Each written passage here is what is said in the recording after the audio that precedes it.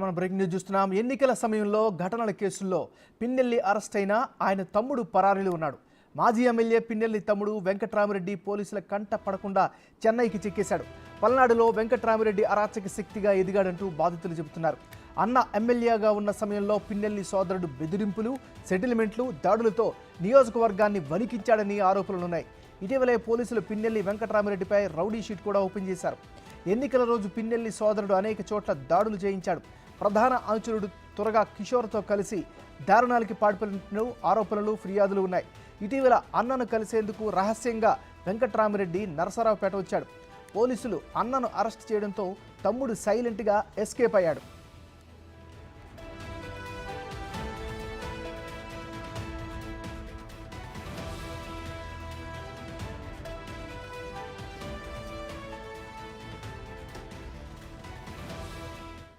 బులెటిన్లో మనం breaking news చూస్తున్నాం. ఎన్నికల సమయంలో ఘటనల కేసుల్లో పిన్నెల్లి అరెస్ట్ అయినా తమ్ముడు పరారీలో ఉన్నాడు. మాజీ ఎమ్మెల్యే పిన్నెల్లి తమ్ముడు వెంకట్రామిరెడ్డి పోలీసుల కంట పడకుండా చెన్నైకి చెక్కేశాడు.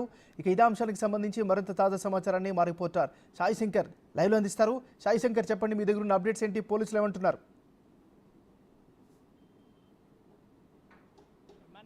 పిన్నెల్లి రామకృష్ణారెడ్డికి సంబంధించినటువంటి అంశంతో పాటు ఎన్నికల ఘర్షణల్లో కానీ, ఎన్నికల తర్వాత జరిగినటువంటి పరిణామాల నేపథ్యంలో కానీ, ఎన్నికల ముందు జరిగినటువంటి పరిణామాల్లో వెంకట్రామిరెడ్డి, పిన్నెల్లి రామకృష్ణారెడ్డి సోదరుడైనటువంటి వెంకట్రామరెడ్డికి సంబంధించినటువంటి పాత్ర అనేది కూడా చాలా కీలకంగా ఉంది. ఆయన పైన కూడా అనేక కేసులు అయితే ఎన్నికల తరుణంలో జరిగినటువంటి ఘర్షణల నేపథ్యంలో ఆయన పైన కూడా నమోదైనటువంటి నేపథ్యంలో పిన్నెల్లి రామకృష్ణారెడ్డికి సంబంధించి ముందస్తు బెయిల్ రావడం జరిగింది.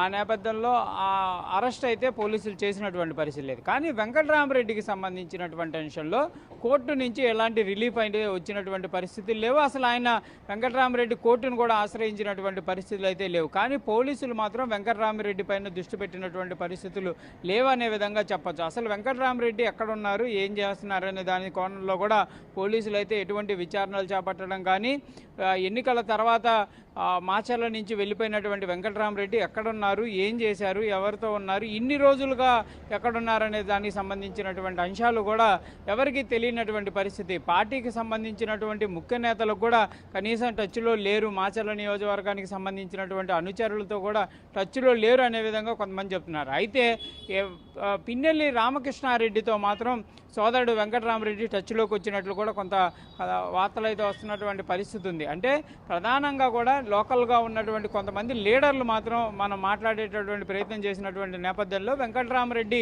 టచ్లో ఉన్నారు.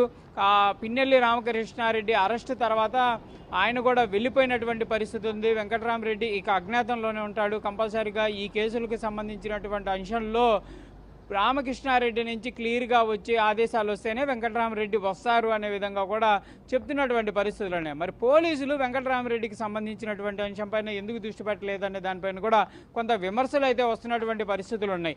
గతంలో కూడా చూస్తే పిన్నెల్లి రామకృష్ణారెడ్డికి సంబంధించినటువంటి అంశాలు పక్కన పెడితే మాచర్ల నియోజకవర్గంలో వెంకట్రామరెడ్డికి తెలియకుండా ఏ పని జరిగేది కాదు అనే విధంగా